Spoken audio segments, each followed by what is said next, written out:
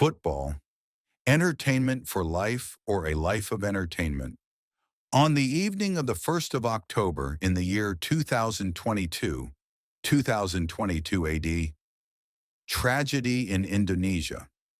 While everyone was preparing for the end of an ordinary football match between the teams Arema and Persibaya Surabaya at Kanjuruhan Stadium in Indonesia, the referee's whistle blew, ending the sporting encounter, but it was a signal for the gates of hell to open.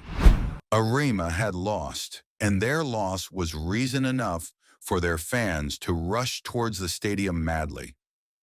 The police did not hesitate to fire tear gas. Chaos prevailed, and the stands turned into an open cemetery, claiming lives relentlessly. 129 dead, and about 180 injured fell due to suffocation and stampedes.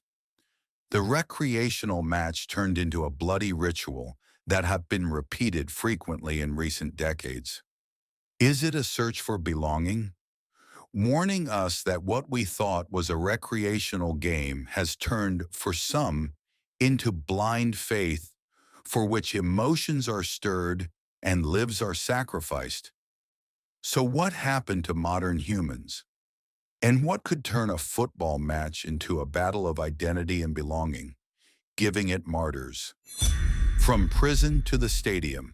Have you ever imagined that the storming of the Bastille prison in the year 1789 AD could be a major reason behind the Kanjuruhan Stadium incident and other football-related incidents?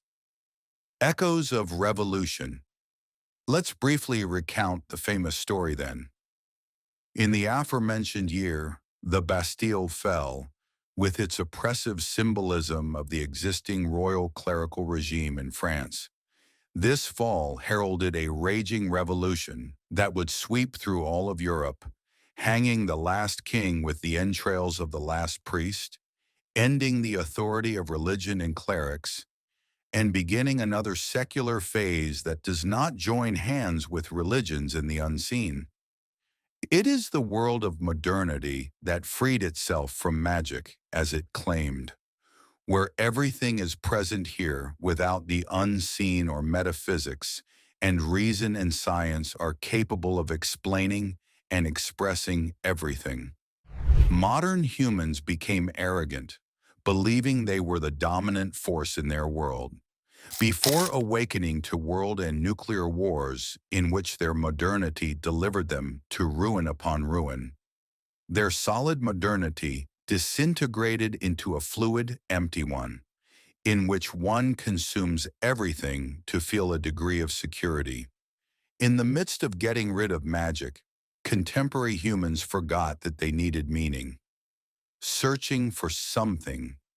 And in a rapidly changing world, where traditional bonds are breaking down, humans began searching for something to unite them, for meaning in their lives, for a place to belong.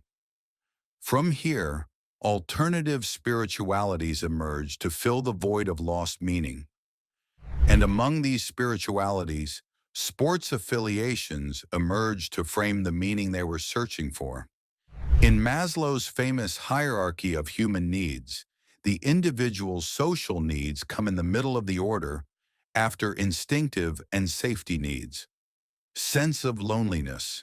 We may differ in the details of our lives, in our dreams and ambitions, but we all seek a place where we feel we are not alone. Based on this, writer Simon Cooper believes that football gives people something they can't get anywhere else. We seek a group that gives us strength and a story we live within. In this sense, football appears as a social ritual in which the identity of the fan merges with their favorite team. Victory is a collective joy, and defeat is a pain shared with thousands. The game fills the void left by modern isolation. It gives you a tribe, a battle, and creates a story worth telling. However, it is a false story and a fake heroism. A hero of paper. On a noisy night in one of Brazil's stadiums, the stadium was shaking under thousands of feet. Flamengo fan Jaime de Carvalho was standing in the stands, filled with excitement. However, that excitement wasn't enough for him. Without hesitation, he lit a hidden smoke bomb, flooding the stands with red smoke and electrifying the fans. It was not an aggressive act, but a ritual of love. Carvalho was ready to do anything to make his love for his club tangible and burning in the air. Up to this point, the story might seem somewhat ordinary. Even if the smoke bomb was more extreme than current fireworks. But what if you knew that this incident happened in the 1940s? What drove that man in the past to such madness and made him a role model for all the madmen in this mass world? If it was a search for belonging, then fanaticism is enough. But this madness suggests that mere belonging is no longer sufficient for some fake championship. So they wanted to create the event and participate in the championship that the team, in their view, creates. According to anthropologist Ernest Becker, human fear of annihilation drives them to seek heroism as a means of proving their existence. So, either they find this meaning in religious heroism through faith and belonging to a sacred religious system, or in individual heroism through heroic personal achievement, or in the easiest and most common heroism, cultural heroism, where society grants its members a sense of heroism through belonging to sports teams, intellectual movements, or national affiliations. This is what Becker calls the heroism production machine, where collective victory becomes a means of escaping the feeling of impermanence.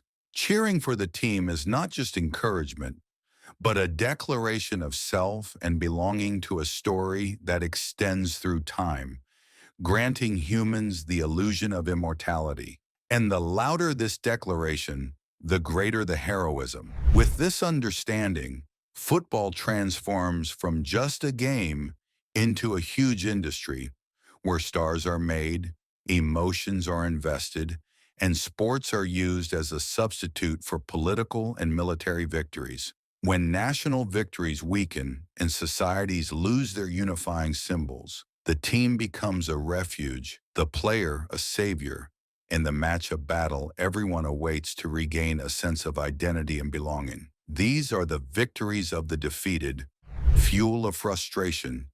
In his book, The True Believer, psychologist Eric Hoffer tells us that the primary driving force behind individuals' attraction to mass movements is frustration. When a person loses the sense of value or effectiveness within their society, they look for an alternative that compensates for this deficiency and gives them a sense of belonging and power. Here, the type of group they join doesn't matter much.